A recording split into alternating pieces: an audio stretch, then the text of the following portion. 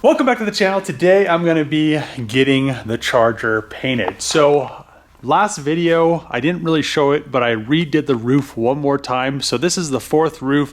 The reason I redid this, as I stated in the previous video, was because I sanded through on the front.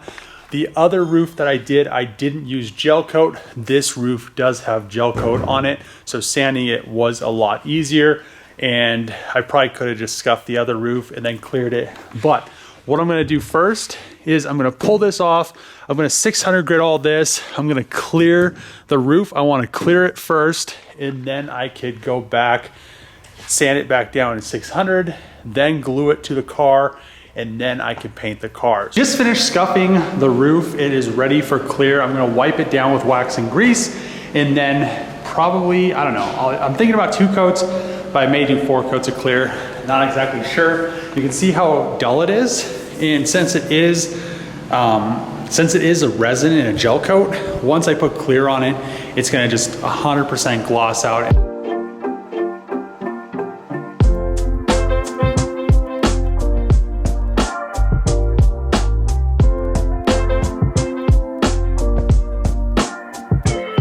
Just finished clearing the roof. It is dry now. It's been a few hours, and what I'm gonna do is actually 600 grit it down and get it all nice and smooth. It is really smooth right now, but I need to glue this onto the car, so it needs to be scuffed anyway, and when I paint the car, I'm gonna have to clear it.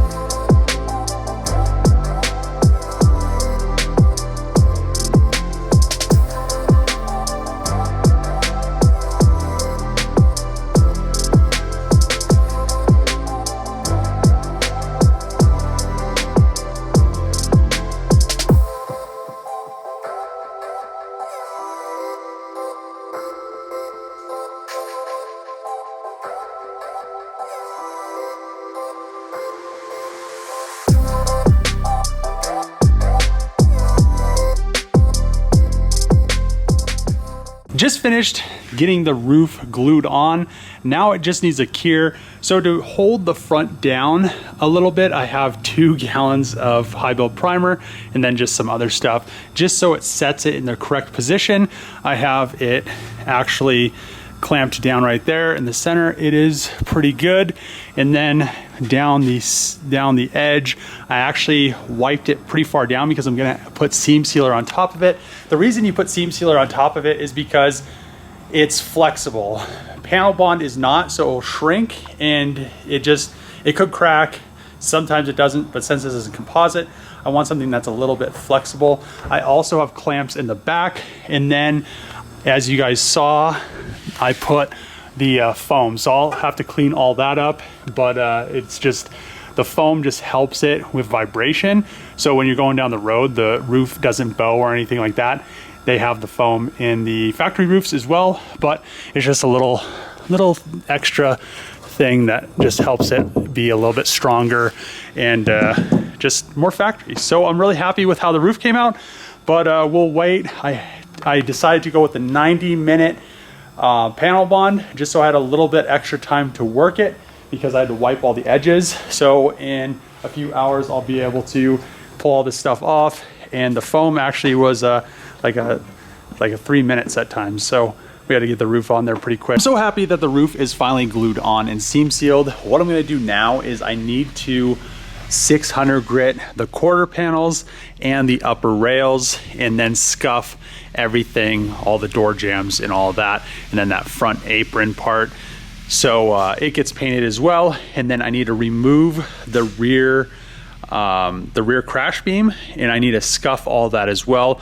When I paint cars, I make sure all that is nice and painted and actually cleared. I know a lot of people that paint cars don't even really worry about that kind of stuff, and to me it's just one of those nitpicky things, I guess, that I really like to I really like my projects to have clear there, because then it protects it from rust and future corrosion and stuff like that, even though it's going to be covered up.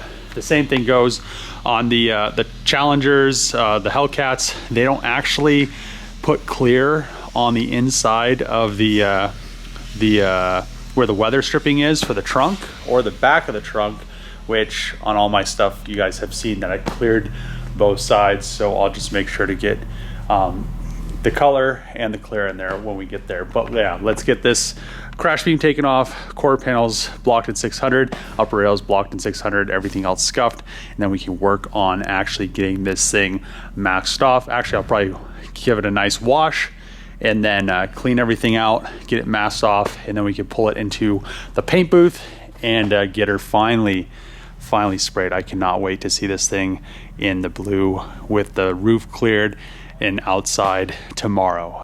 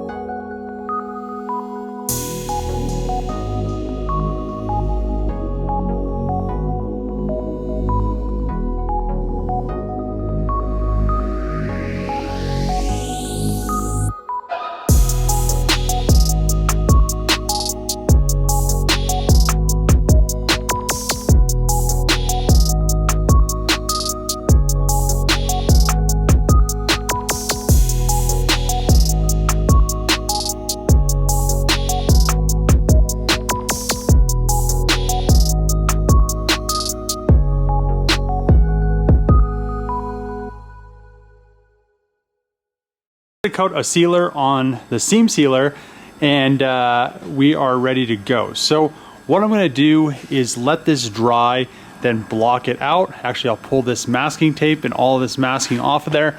I'll have to remask it one more time before I actually put color on it, but then I could come and sand this. So the thing about seam sealer is it lays out pretty decent. I had the self-leveling stuff, worked pretty well, but it had air bubbles, and as you pop them, they you know, they leave little imperfections. So it's still self-leveled, but it had, you know, a few little spots that this will actually level out more. And I really do like how that looks. It looks very, very factory. It looks like it was meant to be.